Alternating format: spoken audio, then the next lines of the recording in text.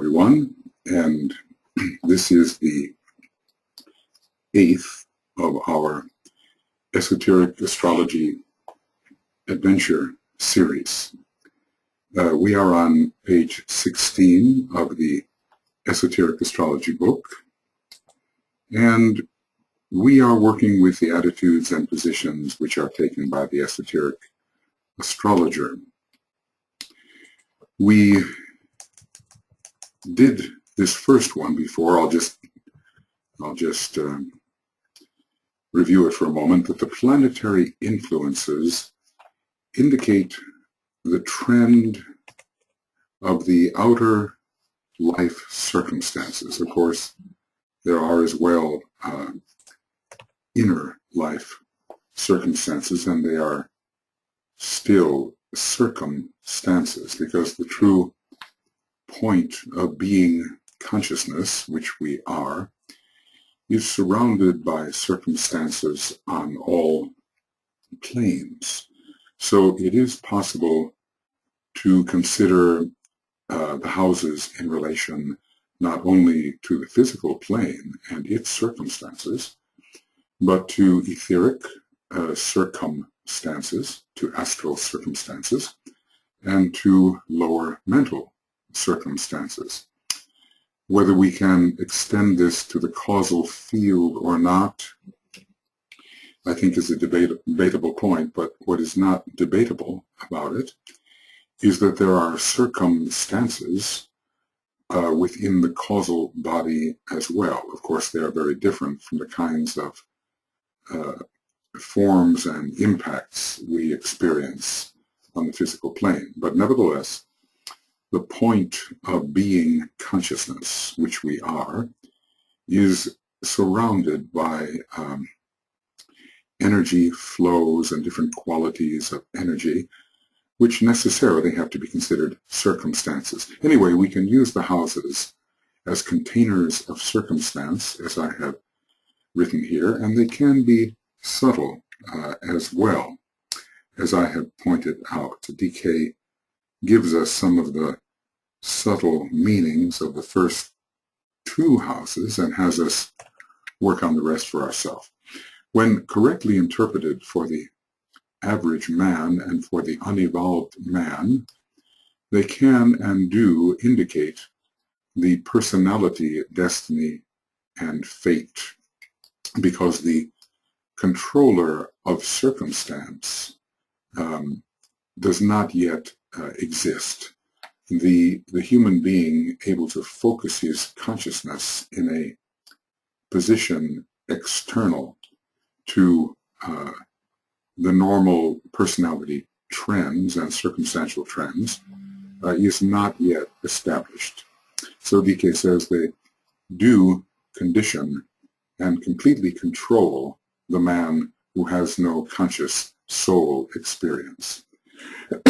Excuse me. The conscious soul experience is to awaken to oneself as the soul in incarnation, and perhaps even to be able to focus one's point of being consciousness within the causal body.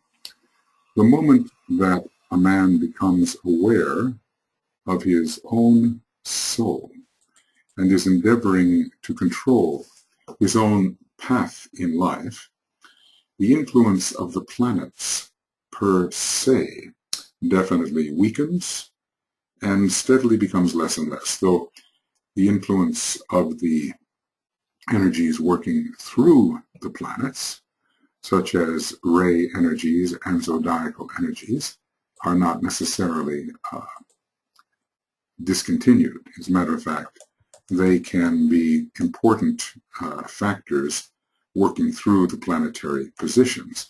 So here I think we should put down the idea that the influence of the zodiac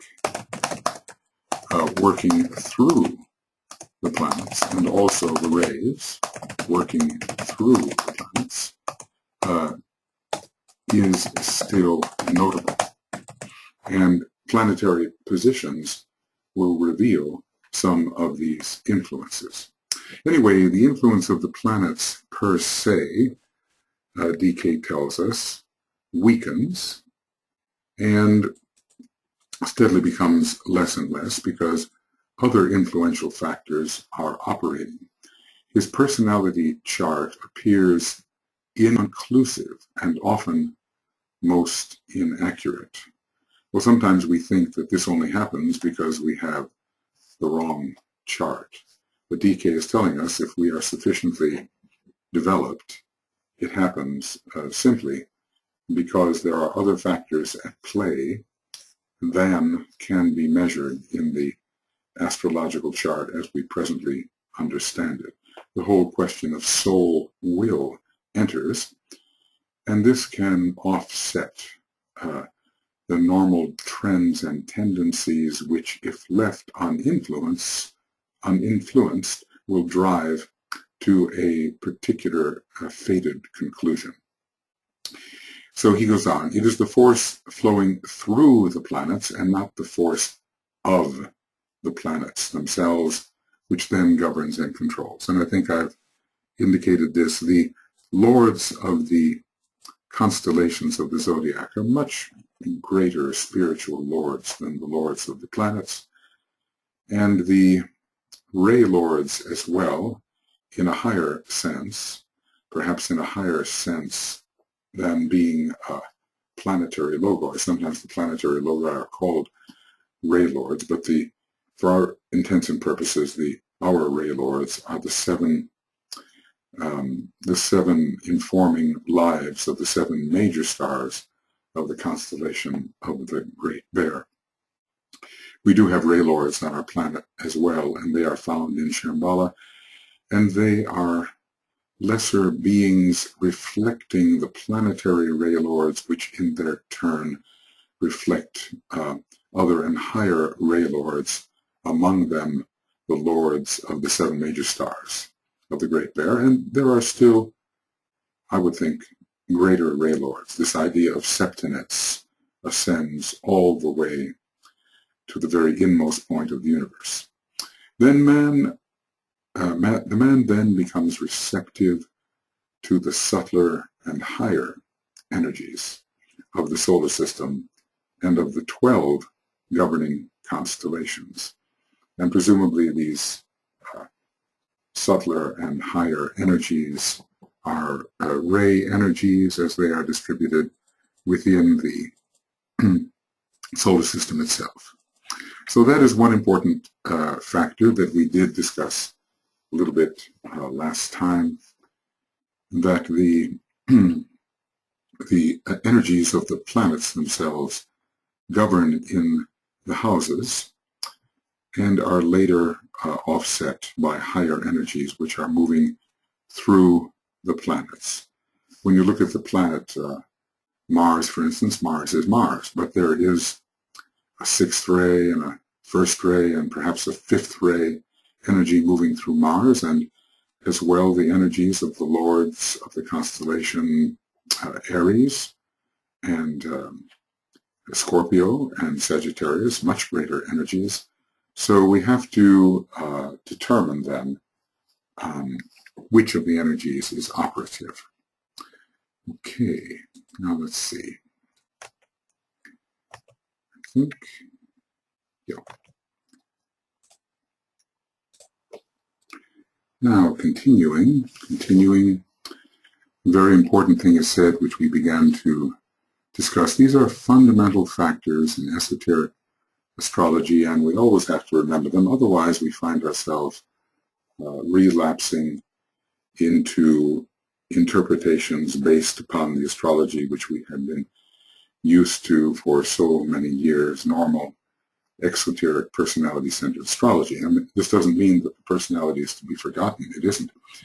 The personality is a window of expression, an instrument of expression for the soul. It has to be regarded in that way and not as an end in itself, in which the attention of the man is focused on providing personality satisfactions on all three levels. That would be a retrogressive approach, or at least it would make very little progress. So the second factor here is that the sun sign, as it is called, indicates the nature of the man, physical, mental, and spiritual. So this is a larger definition of the sun sign.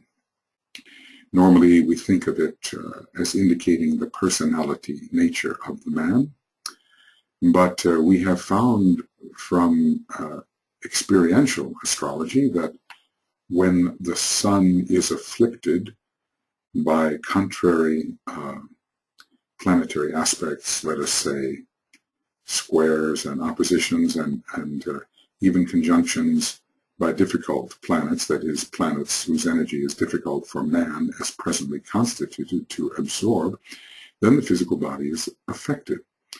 And the principle of light, which is demonstrated through the sun, is certainly the principle of the mind to bring light into consciousness through correlation and through reasoning. Interestingly enough, the word personal is out of the picture, at least in this very first definition, but later it will be brought in. In terms of spiritual, well, the monad is that which finds its home within the sun.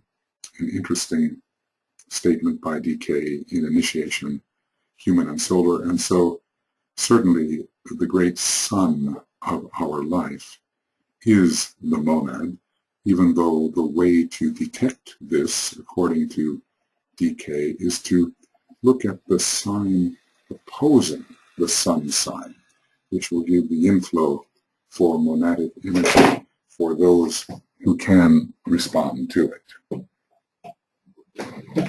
When you become unplugged here, you'll have to do something about it. Hopefully I can. All right. The next thing said, and is the crucial thing, it holds the secret of the personality ray. And as we have discussed before, this secret may not be the ray number per se, although some of us have theorized that according to certain aspects which the sun receives, so the possibilities of a type of personality ray are presented. This still has to be confirmed with an adequate sample, but let us say if you have a strong, tight square to your sun from first-ray Pluto, the possibility of the first-ray personality is open. Or if, let's say, Jupiter, second-ray Jupiter conjuncts the sun, or there's a good trine or any strong aspect, then the second-ray possibility is open, and so forth for the different planets that may have close aspects to the sun. But I oftentimes think that the secret of the personality ray is not necessarily the number. We do want to know exactly why the sun is related to the personality ray, and perhaps it has something to do with the planets veiled by the sun, or by a particular non-sacred planet, which in general is said to be veiled by the sun, but the name of that planet has not been given. So we are looking for what we call the secret of the personality ray, perhaps how it can best express the qualities of the soul, how it can be rendered spiritual, how the higher aspect of the personality ray can be made a sub-ray of the soul ray. There are many types of secrets. And so most of us in the early days, we just jumped at this and said, okay, this means that the sun sign will tell us the number of the ray of the personality. But I think D.K. is being much more subtle about this statement, and that the word secret can hold in it much more than simply the number. I mean, I explained to you in a previous discussion how, let's say, a person with the sun in Gemini, you would think that, well, okay, Gemini is a second ray sign primarily. It is ruled in an exoteric manner by fourth ray Mercury. It is ruled in an esoteric manner by fifth ray Venus. So therefore, let us say that the personality rays would probably have to be 2 or 4 or 5. And yet we have seen disciples in the Tibetans, group of disciples, who had a Gemini first ray personality, a Gemini sixth ray personality, a Gemini seventh ray personality. So obviously the numbers associated with the sun sign Gemini do not necessarily give in a binding way the number of the personality ray. When it comes to a man's responsiveness or lack of responsiveness to the soul, the real man, this may have something to do with the attunement of the quality of the sun sign to the quality of the rising sign, which generally indicates soul direction, or to the ray of the soul, how the sun sign correlates with the ray of the soul. Let's say you're second ray soul, and you have your sun in first ray Aries. That is not an easy correlation. So the question is, will that Aries personality respond or not to the influence of the second ray soul? Of course, if that same person has Leo rising, then the first ray Aries personality can rather easily respond to the Leo rising sign, which indicates the direction of the soul in this incarnation, because Leo has in it a lot of first ray and is a fire sign. But let's just say that, second ray Gemini is on the ascendant of this Aries person's chart. Well, maybe the correlation between his Aries sun and his second ray Gemini ascendant is not so compatible, or at least very different. And if you have a very sensitive rising sign like Pisces or Cancer, it's very different from that first ray personality indicator of the sun in Aries, which doesn't mean that the personality ray will be the first, okay? Anyway, so the sun sign, I would say, and its aspects, its relation to the quality of the rising sign, and let's say maybe even the tightness of aspect of its relation to the rising sign, and its relation to the soul ray, its qualitative relation to the soul ray, may determine a man's responsiveness or lack of responsiveness to the soul, who is the real man. It indicates also the integration already achieved and the present point of unfoldment of the soul qualities. Okay, now, that's quite a statement. And I think what's involved there is that integration is usually presented or in some way indicated by the aspect patterns that are made by the sun in relation to other soul indicators and to other aspects of the personality. So when you have the sun in close aspectual relationship with other planets, and especially planets which indicate the soul expression, we will have more likely the possibility of a more integrated personality. When we have the various planets and sun and moon in inconclusive aspect patterns, then I would say the indications for integration are less. But again, this has to be tested out. Good, tight, solid aspects with the sun can indicate strong personality integration, whatever level that may be on. It can be on the strictly personality level, or it can be a more spiritual type of integration in which not only are the personality factors integrated, but those factors are integrated with the soul. Okay, so it indicates the integration already achieved, and the present point of unfoldment of soul qualities. Well, let's just say when the integration is tight, when the aspect patterns are tight with soul indicators, such as the soul ray ruler, such as the rising sign, such as the esoteric ruler of the rising sign, then maybe we have a picture in which soul qualities can be expressed through the sun sign.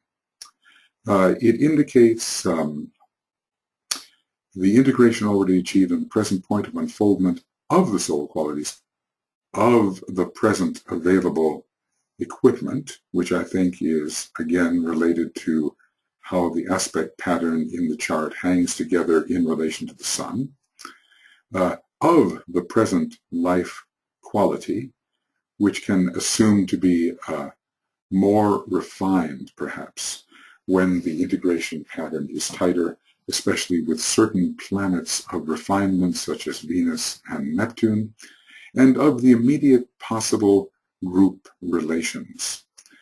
Well, if we have factors out of aspect and out of relation to the soul factors in the chart, then the possibility of group relations is less, and the sun, as its name indicates, becomes a factor of isolation. But when the aspect pattern of the sun relates closely to the group conscious rising sign, when expressed in its highest aspects, its highest expression, and when the sun sign of the sun has a close relation, let us say, to the soul ray ruler or to the ray of the soul, if we are fortunate enough to know that, then perhaps the group relations can be revealed. Also, the sun in certain houses, perhaps like air sign houses, the 3rd, the 7th, the 11th, will tell us something about the tendency towards group relations. What we can see here is the Tibetan is giving us some very simple but profound statements with many ramifications. There's nothing absolutely concrete here.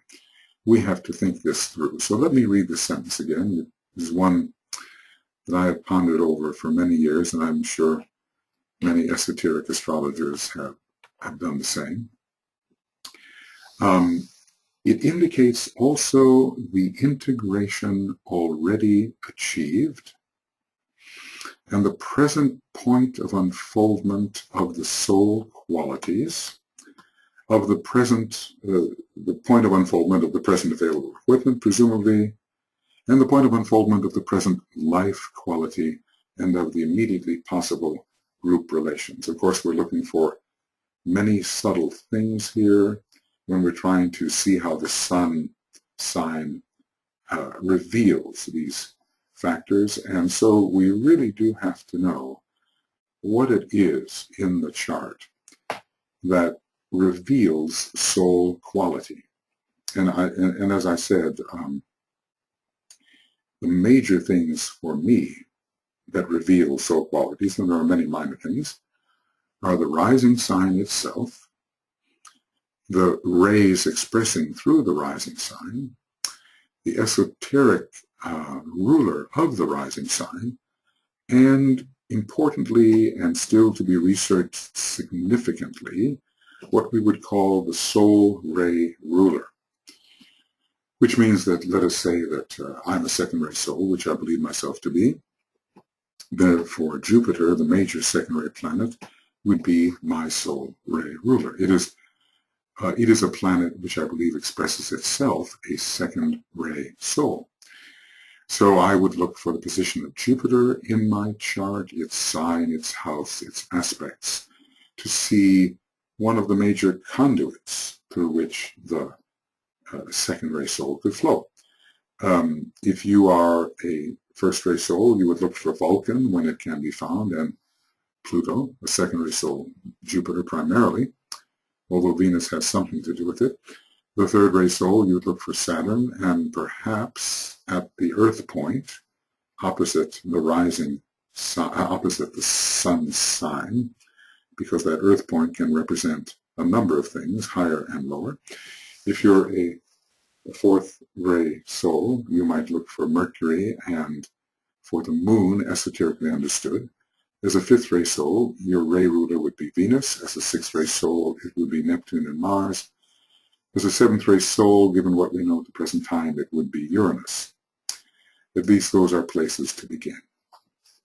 Now, it always amuses me when the Tibetan says the following, after describing all these things that the sun sign can indicate, both spiritual and personal. He says it indicates from the angle of the ageless wisdom nothing more.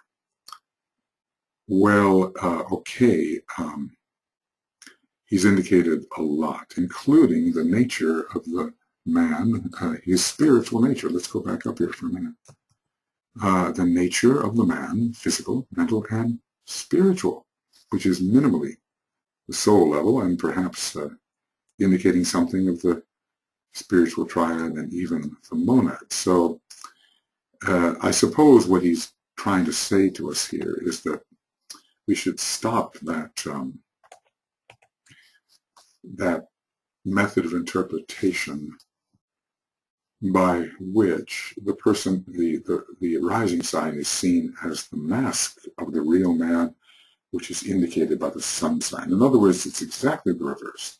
In DK's Esoteric Astrology, the sun is more the mask, veiling the true man, and the rising sign is one of the major indicators of the true man.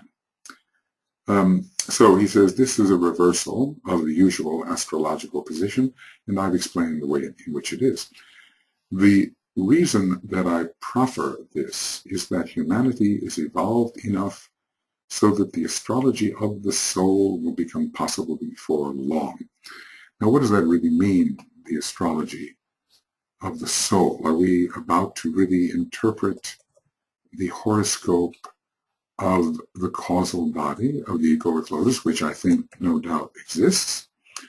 Or is it the astrology of the expression of the soul in the personality nature? So I think it's likely to be the astrology of the expression of the soul nature within the personality nature.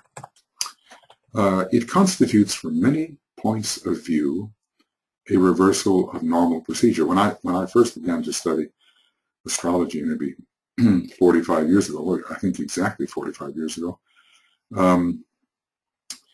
the sun was considered the major factor of all. And in one way it still is, because the point opposite the sun sign indicates the monadic nature, which certainly is the key point of identity and power within a man. But we weren't taking things to the monad in those days, and even today we are hesitant to do so. So the sun was considered the real man, and the rising sign somehow the mask of the man. And when you think in that way, you're always worrying or thinking about, how can I increase my sun sign power so that it is not blocked by the quality of the rising sign? Well, that would be exactly the reverse procedure to take. We want to increase our rising sign power so that it is not in some way blocked or thwarted or distorted by the common energies of the sun sign. Okay. So it constitutes, from many points of view, a reversal of the normal procedure. This is both wise and necessary, and also inevitable. Inevitable, I think, because humanity is reaching a point of high development, mentally and spiritually. And so an astrology which takes us closer to the soul is needed. Astrologers will eventually be divided into two classes: the exoteric astrologers, who will be occupied with the horoscope of the personality. And, believe me, when they do reject the implications of esoteric astrology. They don't want much to do with it. They consider it vague, fuzzy, a dilution And they reject the esoteric rulers, and they want you to get down to the facts, what's really happening, because their sense of the subjective life is not sufficiently developed. So there will be those who are occupied with the horoscope of the personality, and the esoteric astrologers who will be occupied with the purposes of the soul. Now notice this. He didn't say the horoscope of the soul, which of course does exist. He did not say the horoscope of the soul. He's very careful. So, follow his words. And that's why, when people are translating these books into other languages, it's difficult enough to follow every word when we're dealing in English.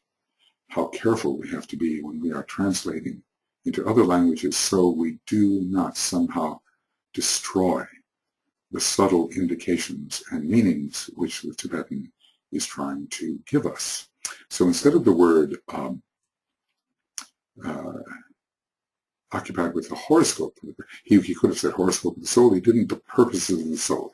And that's what I'm trying to say, that when we finally get into soul-centered astrology, we will be working with the manner in which soul purposes work out through what is largely a personality horoscope.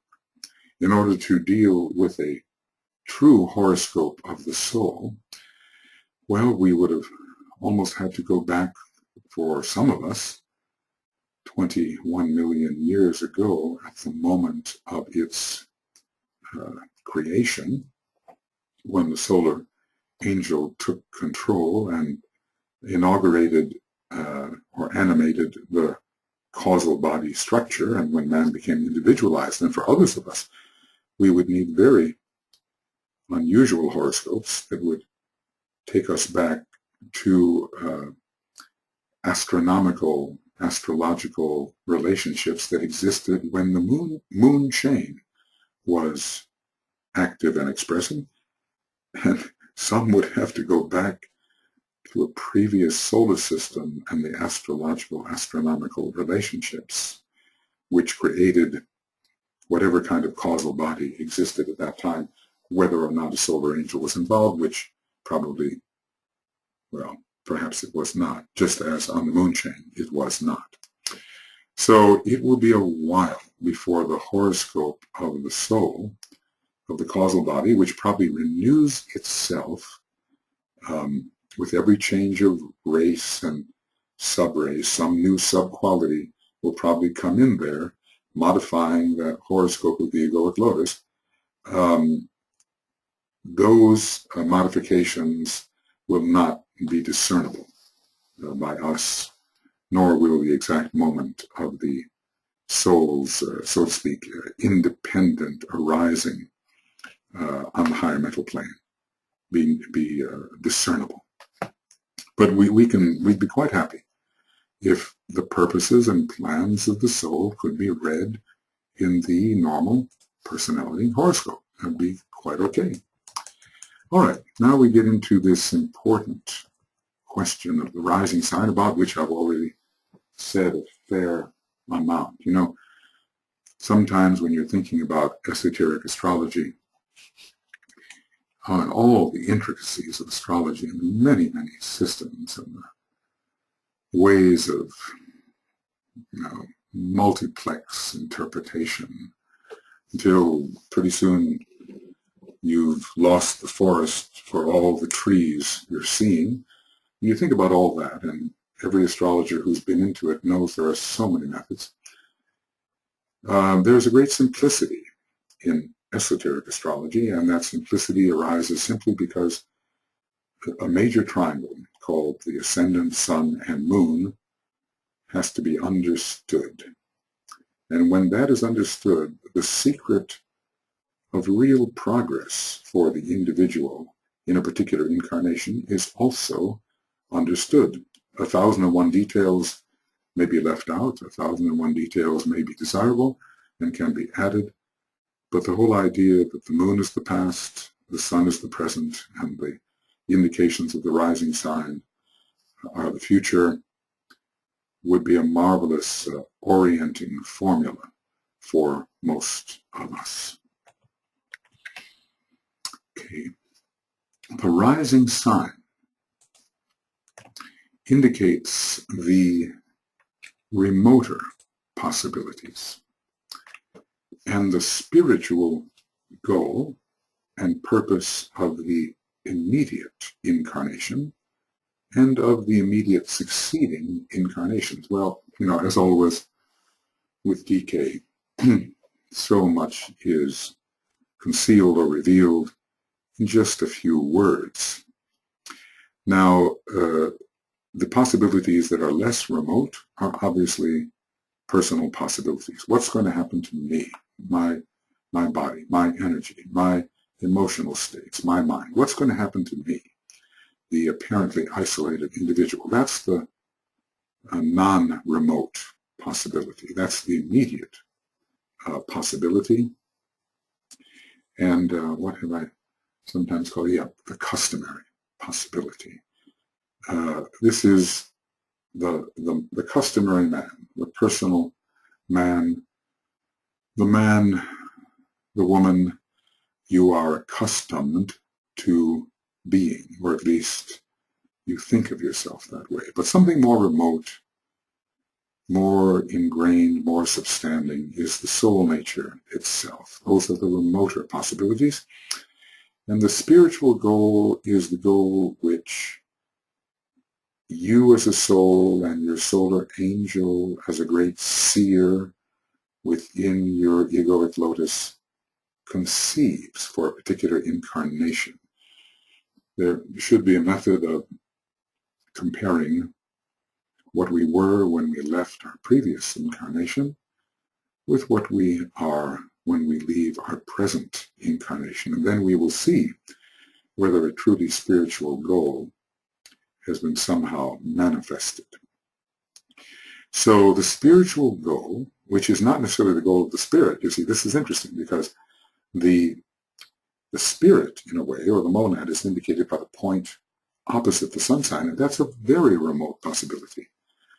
Of course, the sun sign continues to change, and so in a way, your entire monadic destiny cannot be indicated in any one horoscope, except if you know the ray of the monad, in which case the planet that primarily expresses that ray should be followed for indicating still more remote possibilities, but no one horoscope can hold monadic destiny. Maybe one day, what an amazing possibility it might be, is to have before us 100 of the most significant horoscopes of our long developmental history, and to see how one thing led to another in the building up of the qualities of the causal body, to correlate an accurate picture of causal body development with the horoscopes in which that development was undertaken. Now that would be an amazing type of spiritual astrology. It's obviously way beyond us. I think a master of the wisdom in the astrological department could manage something like that if they had the time. Okay, so the rising sign indicates the remoter possibilities and the spiritual goal and purpose of the immediate incarnation, and then he says something very strange, and of the immediate succeeding incarnations. Not of all succeeding incarnations, but the immediate succeeding incarnations, which sometimes could mean, that you can have the same rising sign for several lives running, perhaps up to 7 lives. Somewhere he says this, and we will refer to it when we get there. Perhaps up to 7 lives. And I mean, oftentimes the rising sign will change, but maybe for some people not, when they're developing certain qualities. And it has been hypothetically proposed that maybe when your rising sign is in the early degrees of its sign, it indicates that you are beginning your work with that particular sign. Whereas if the rising sign is in the later degrees of that sign, perhaps you already have some experience on that sign, with that sign as your rising sign. Now, all of this will be entirely dependent on accurate reincarnational research and not the kind of psychic impressions which we have to accept these days in lieu of something more scientifically psychic. But the day will come when we are able to see the incarnation and see the horoscope and thereby detect some of these patterns which may indeed exist. See, at one point DK said, look, if you're kind of an artistic type, maybe that's not the only condition under which it would occur, but when you're expressing yourself along some artistic line, it often is the case that you have the same personality array for a number of lives running, I suppose, so that you can develop a certain type of expressive technique to a high degree. And now he hints at the idea that it's possible to have the same rising sign running for a number of incarnations, perhaps up to 7 incarnations, which doesn't mean that all of us will be in that case, but we have to keep it in mind. So that's what he means, I think, by it indicates the purpose of the immediate incarnation and of the immediate succeeding incarnations, as if one after another they would display this same rising sign, though giving you different experiences within different decanates, different parts of decanates, different 2.5 degree sections, which are called Dwadashamshas, or simply Dwads, D-W-A-D-S. There are many intricacies here, and it's all a science, how we are unfolded, and the science of astrology will indicate how we are unfolded. At least it's one of the major indicators. This rising sign, this sign, concerns itself with the struggle of the spiritual man to carry on, that means to move forward from the point achieved, presumably in the last incarnation, so that when the life energy is temporarily exhausted and the death of the personality takes place, and that's a term that has many meanings, the man finds himself nearer the center of his life, closer to the center of his group, and approaching the center of divine life, as the ageless wisdom expresses it. Okay, there's some amazing stuff in there. And try to look at this a little more closely. There is a struggle. There's always a struggle going on between the rising sign and the sun sign, which we have seen indicates the point achieved. In some way, it indicates the point achieved, and this tells us that we have to struggle on beyond the tendencies of our sun sign according to the nature of our rising sign in order to carry on beyond the point achieved. So when death comes, that means the life energy will be etherically, vitally, temporarily exhausted and renewed in the next incarnation, and the death of the personality takes place. Now, that's not indicating the second or third initiation. In a way, there's a kind of death of the personality, as so often the emotional nature indicates the personality, taking place at the second initiation, when the moon, as it were, falls in Scorpio. And there's also a death of the personality where its ancient authority is overcome at the third initiation. That's not what he's talking about. He's just talking about simple death of the physical vital nature. So that when the life energy is temporarily exhausted and the death of the personality takes place, the man finds himself nearer to the center of his life. Well, let's just call that the jewel in the lotus, or let's just call that causal consciousness. In whatever tier of petals we may be focused, always moving more and more inward towards the synthesis petals and eventually towards centralizing the consciousness in the jewel and the lotus itself. Closer to the center of his group, the soul is group conscious. And so many of us, we're trying to achieve group consciousness. We're often on the periphery of what group consciousness is, and we move closer and closer to the center of our group so that we really begin to think in terms of the entire group rather than in terms of our individuality in the personal sense, our individualism. We begin to say, I am the group, understand it and mean it, and the rising sign can begin to take us in that direction, and approaching, not there yet, but approaching the center of divine life. Now that is the monad itself. And in the comparison between the rising sign and the point or zodiacal sign found opposite the sun sign, we can gather something of the manner in which our soul consciousness can begin to approach monadic consciousness. So, struggle. We are to be struggling, and when you assess the struggles in your life, whoa, what have I done? I think I better... Okay, there we were.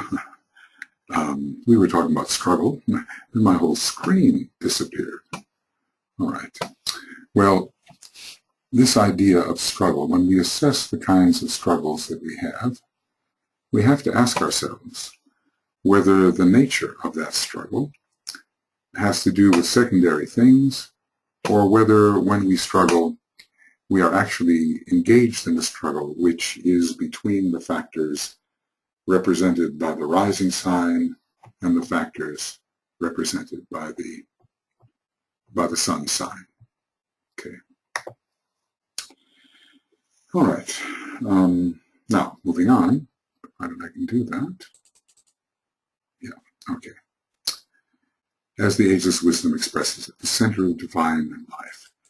This particular phrase, death of the personality, has two definite connotations. So here DK will go into what I was trying to indicate before.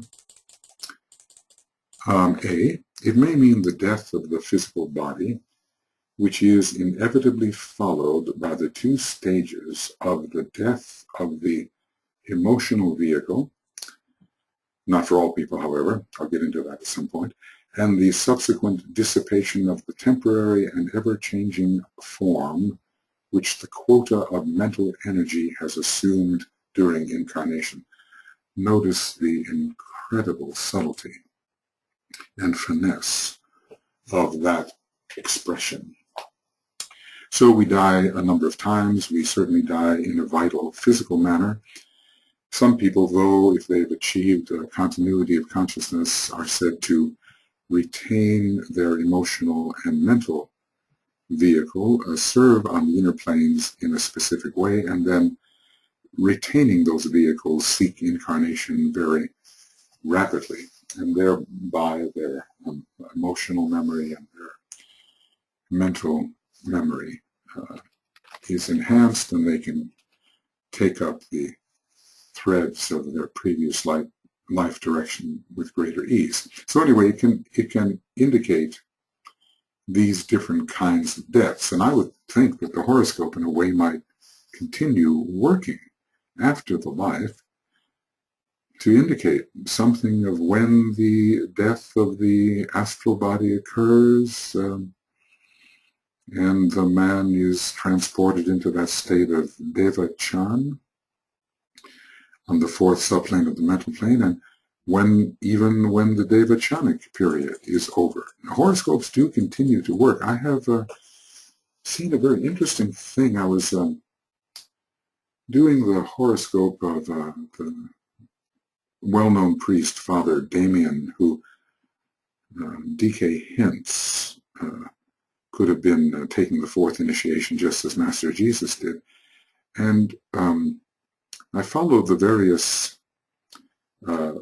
developments in his post-mortem life, at least among humanity, when I think when his body was removed to another place, and when he was proposed for sainthood or canonized, and all of it was indicated in the continuing progressions and directions of the personality horoscope of his incarnation. The after-death events were convincingly indicated. So anyway, perhaps that death of the personality idea in its more subtle aspects is indicated, can be indicated by the horoscope. Then the other way in which the death of the personality is indicated, he calls it the subjective and mystical death of the personality. This is a phrase indicating the transfer of the focus for the distribution of energy from the personality, a definite center of force, presumably I would say on the fourth subplane of the mental plane, to the soul, another definite center. So, you know, when does this really take place? I would say that it begins to take place in a significant sense at the second initiation, and by the time we take the third initiation, there should be a definite ability to transfer consciousness into the causal body and dwell within that field. Now, if we were to wait for the death of the personality until the fourth initiation, yes, it's true, it does take place there. But at the same time, there is the death of the soul in the causal body. And so we cannot transfer the consciousness into the causal body since it too disappears. But in another way, we could speak of the death of the personality occurring at the fourth initiation, because the true soul is said to be the spiritual triad, and then after the fourth degree, the consciousness is transferred into the spiritual triad, or the true soul, and the personality most definitely dies, as well as the transpersonality, which is the consciousness within the causal body. Okay, moving along here, I know we're going at a snail's pace, but what I'm trying to do is elaborate some of these points, and hopefully I could, you know, write in the normal fifth-ray manner. It's harder to speak in that way, in which everything is given point for point for point. But DK doesn't really write in that way. He writes in a more spherical, associational manner with much subtle implication. And so that's how I'm trying also to speak. And then if I say anything worthwhile, someone can retrieve it at some point and disentangle all this and present it in a more ABC, fifth-ray, seventh-ray manner. He goes on to say that I realize that these concepts are not in line with the usual astrological postulates. Of course, remember, this was written in the early 30s. This is 80 years ago, 75 to 80 years ago. And much has changed, and people are thinking much more in terms of the inner spiritual life and soul. So, in fact, there have been gains. But anyway, at the time he was writing, they are not in line with the astrological postulates given at that time, even by relatively advanced astrologers. Although I think Alan Leo, who wrote a book, Esoteric Astrology, in the teens of the last century, was it 1917, something like that, would have gone along very well with what the Tibetan was saying. However, it's a little wry remark. Astrology would not be wasting time if it experimented with these ideas for a while. And a number of us are experimenting in this manner, and some of us, I think, in more statistical ways than others. And that's really what we need, is statistical experimentation, and Master DK does call for this. Astrologers might discover some most interesting and arresting problems, and perhaps arrive at an accuracy which is at present unknown. Unknown because the soul as a major point of influence and soul influences within the astrological chart are not reckoned with. And these are variables which can determine, are determining of the fate and the destiny in any one incarnation. And if they are discounted, of course there will not be accuracy. And then decay is going to enlarge somewhat on this point. Yeah. Well, I think the thing to do now is to take up our astrology adventure number 9, in this place. Because it's a good place to start, and I won't have to do a review, I think. Today is the 21st of June, very near the solstice, 2011, and he will enlarge upon this, and we will take this up shortly. I know that we are working in a way which is expansive, expanding upon the points, and in a way, this is in some ways as much a course on general occultism as it is specifically on astrology, because I'll be incorporating all kinds of points from cosmic fire and from esoteric psychology and from white magic and even from esoteric healing. So it embraces all the books in discussion form, but our major point of focus, of course, is astrology and the astrological relationships to these other phases of the Tibetan teaching. So let us, as we have been doing, close this discussion with the great invocation of power and light, and our major method of hastening or contributing to the emergence of the reappearance of the Christ and his hierarchy.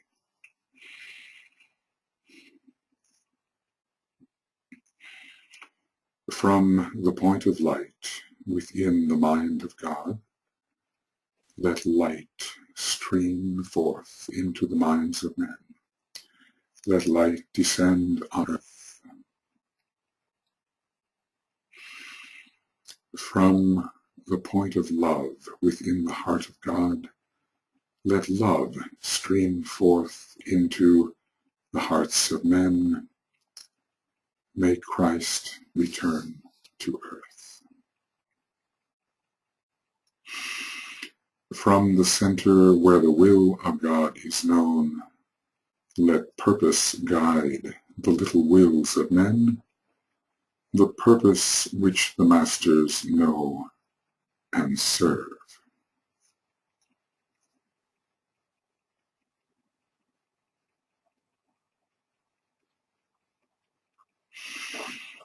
From the center which we call the race of men, let the plan of love and light work out, and may it seal the door where evil dwells. Let light and love and power restore the plan on earth.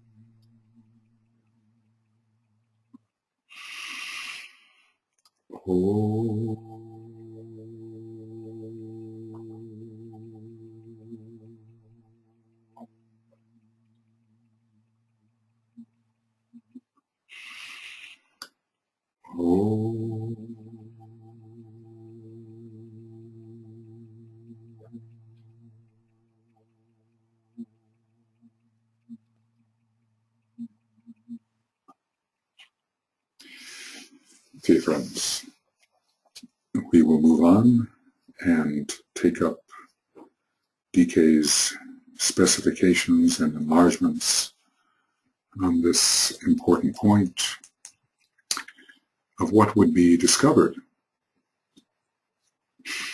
if we experimented with his ideas. So, we will see you soon.